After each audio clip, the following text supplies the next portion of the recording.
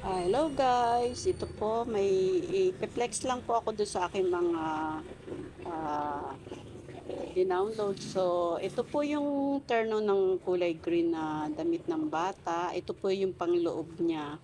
Bali, blouse po to. ah Puff sleeve siya. And then, at saka baby collar. So, ito po yung pinaka panloob ng kulay green na ginawa ko.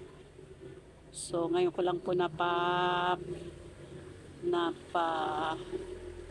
kasi gawa ng ng parang nawala siya dun sa aking gallery.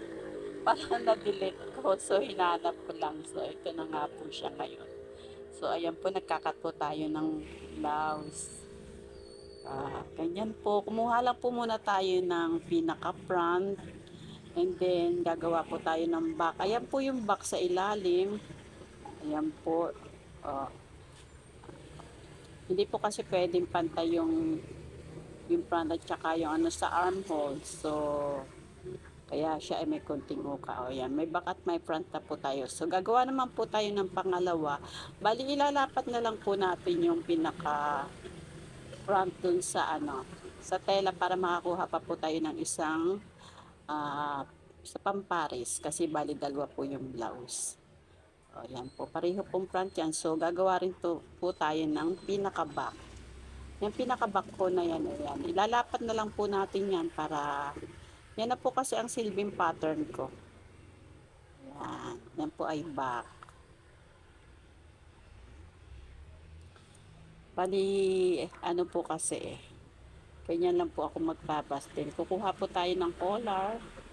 Yan po ay baby collar. Kagaya ng ginagawa ko dati. Pero hindi ko pa po kasi naitahi yung balikat. So, pinaglapat ko na lang po. Pinagpatong ko na lang siya. So, ayan naman po yung ating ano to? Collar. Nalilimutan ko ayan po. Bilog po tayo. Simple-simple lang naman po talaga ang paggawa ng blouse or polo. Ganyan lang naman po. I-round mo lang yung pinaka-collar niya. And then, ito naman po yung manggas. Yung manggas po kasi puff sleeve. May konting sharing. At may konting paha po. May paha siya. 1/4 paha. And then, ito naman po yung collar na tinabas-tabas natin kanina. Ayan po, kagaya ng dati, ganun pa rin po ang paggawa ko ng collar. Wala pong pagbabago. Ayan. Lalagyan po natin siya ng pikete para, sabi ko na, pag may curve, may pikete. Ayan po.